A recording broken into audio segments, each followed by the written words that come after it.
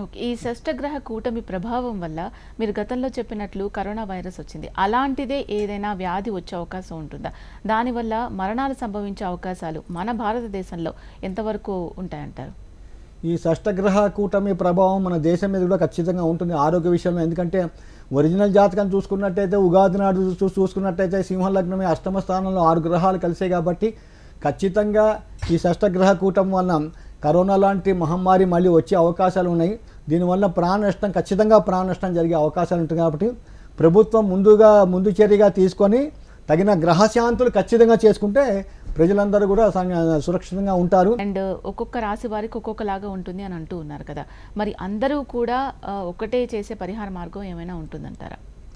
షష్టగ్రహ కూటమి ఎప్పుడూ కూడా వ్యక్తిగతంగా ఏ మనిషి మీద పని చేయదు.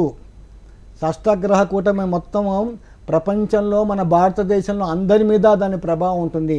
కాబట్టి నేను చెప్పేది ఒకటే, ప్రతి మనిషి జాతకం ఉంటే వాళ్ళ వ్యక్తిగత జాతకం తీసుకోండి. మీ వ్యక్తిగత జాతకంలో మీరు గోచార ఫలితాలు కూడా మర్చిపోండి. మీ వ్యక్తిగత జాతకంలో మీ దశ అంతర్దశలు అనుకూలంగా ఉంటే అప్పుడు గోచారం కూడా సరిగా లేనప్పుడు అప్పుడు గోచారంకి తగిన శాంతి చేసుకోండి.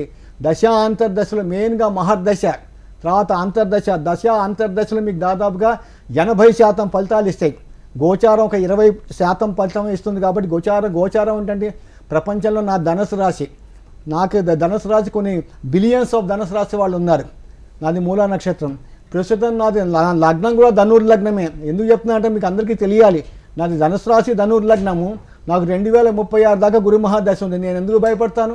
నా దశ బాగుంది. నాకు అంతర్దశ కూడా మొన్న నుంచి బుధుడి అంతర్దశ ప్రారంభమైంది.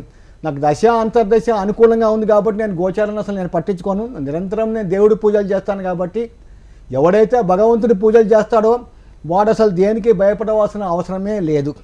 భగవద్గీతలో మీకు శ్రీకృష్ణ పరమాత్ముడు 9వ అధ్యాయంలో చెప్పాడు, అనన్యాశ్చింతయంతో మాం ఏ జనా పర్యుపాసతే తేషాం నిత్యాభియుక్తానాం యోగక్షేమం వహామ్యహం.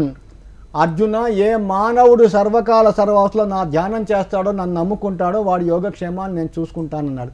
కాబట్టి ఎవరైతే పరమాత్మను నమ్ముకుంటాడో, ఒక హిందువులే కాదు క్రిస్టియన్స్ కానీ మహమ్మదీలు కానీ వారి మతానికి సంబంధించిన భగవంతుని వాళ్ళు నిరంతరం ప్రార్థన చేస్తే ఈ యొక్క షష్టగ్రహ కూటమి ఊబి నుంచి బయటపడిపోతారు.